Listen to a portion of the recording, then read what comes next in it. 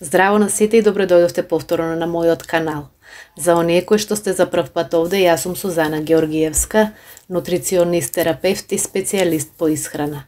Во денешното видео ќе зборувам, односно ќе ви одговорам на едно прашање кое што многу често го сретнувам во последно време и многу често ми го поставуваат, а тоа е што смеете, а што не смеете да јадете и пиете доколку сте на антикоагулантна терапија, односно примате лекови за разредување на крвта.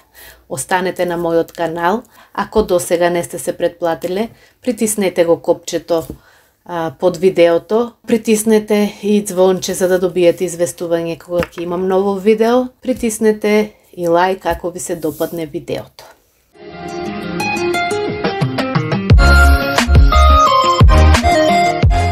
Антикоагулантната терапија не е ништо ново, таа се применува многу одамна, многу луѓе ја користат оваа терапија или привремено или доживотно, поради различни индикации, било поради спречување на длабока венска тромбоза, било поради спречување на белодробна тромбемболија, превенција од мозочен и срцев удар, поради болести на периферниот крвоток и слично. Сега што е антикоагулантната терапија? Ќе кажам само накратко без да навлегувам во механизмите на коагулација на крвта или механизмите на действување на лекот, на антикоагулантниот лек. Антикоагулантната терапија се лекови кои што спречуваат, односно го забавуваат згручувањето на крвта и стварањето на крвни грудки или тромби. Или доколку се формирал тромб, овие лекови помагаат во негова ресорбција и го оневозможуваат неговото понатамошно ширење. Формирањето на тромб може да доведе до затнување, зачепување на крвниот сад. Понатаму, ако дел од тромбот се откине, тој може преку крвта да отпатува и да доведе до затнување на некои од поголемите крвни садови, најчесто во белите дробови и во мозокот, и да доведе до несакани, тешки, а неретко и фатални последици. Терапијата со овие лекови треба да биде правилно дозирана, треба да се зема точно како што е препишана, а нејзината ефикасност, нејзиниот ефект треба да се следи преку редовни крвни анализи, затоа што премалата доза не е доволна да спречи згручување на крвта, а преголемата пак доза може да доведе до обилни крварења. Бидејќи постои интеракција и некои видови на храна можат да го зголемат или да го намалат дејството на овој лек, многу е значајно да се знае која храна како делува врз овој лек, врз антикоагулантните лекови и според тоа да се прилагоди исхраната. Врз ефектот на антикоагулантите можат да влијаат и многу други лекови кои што ги примаме, како антибиотици, потоа аспиринот, седативи, орални контрацептиви и слично, како и некои суплементи, па затоа е многу битно да го известите лекарот за сите лекови и суплементи кои што ги примате, за да не дојде до несакани последици. Јас на крајот на видеото ќе ви ја приложам подеталната листа на сите лекови како делуваат врз оваа антикоагулантна терапија. Што се однесува до исхраната пак, најважно е да знаете дека антикоагулантните лекови влијаат на тој начин што го редуцираат дејството на витаминот К во организмот. А знаеме дека витаминот К е важен сегмент во коагулацијата на крвта, односно помага крвта да се коагулира тогаш кога треба и таму каде што треба. Одредени видови на храна содржат високи количества токму на витамин К, па нивното консумирање може да има влијание врз антикоагулантниот лек. Затоа содржината на витаминот К во исхраната треба да се одржува константна.